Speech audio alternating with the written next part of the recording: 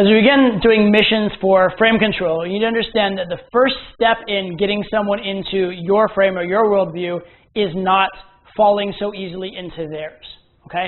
So what I want you to become is someone who's very secure in who you are and very firm in the beliefs you have because you've thought them through and you really are strong about them.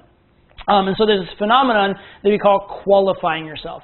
What qualifying yourself means basically is that you are justifying yourself or trying to prove yourself to someone or trying to impress someone with who you are, as opposed to just saying, you know what, this is who I am, I'm good with it, I like it, and accept it or don't, take it or leave it, okay?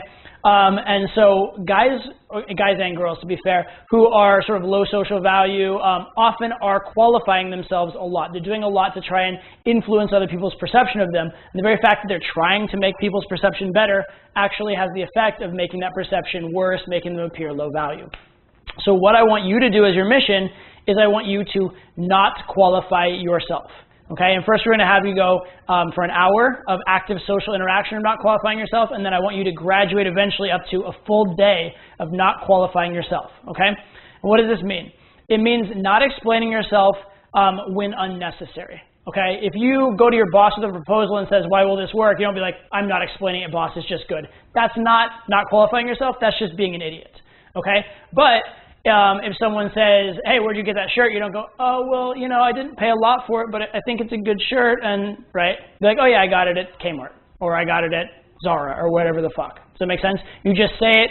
You just say the factual thing. You're not trying, as you say the facts, to influence them to think better of you. You're not making excuses and you're not apologetic. That's really the key part. You're not making excuses and you're not apologetic. Whatever is true about you simply is true and you're good with it.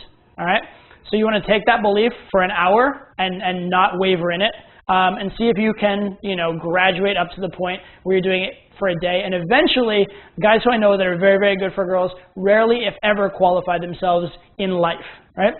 Doesn't mean they never admit they're wrong. If they're wrong, like, wow, I was wrong, I apologize. Well, let's get on with it and do it right now, right? They don't apologize for the fact that they were wrong. They don't feel bad about themselves for the fact that they were wrong, but they acknowledge it, they learn, they move on, all right? So it's not about the facts of the situation, but it's how you deal with those facts. Are you ashamed of them? Or are you apologetic about them? So don't be ashamed of anything regarding yourself. Don't be apologetic regarding yourself for that time period of an hour.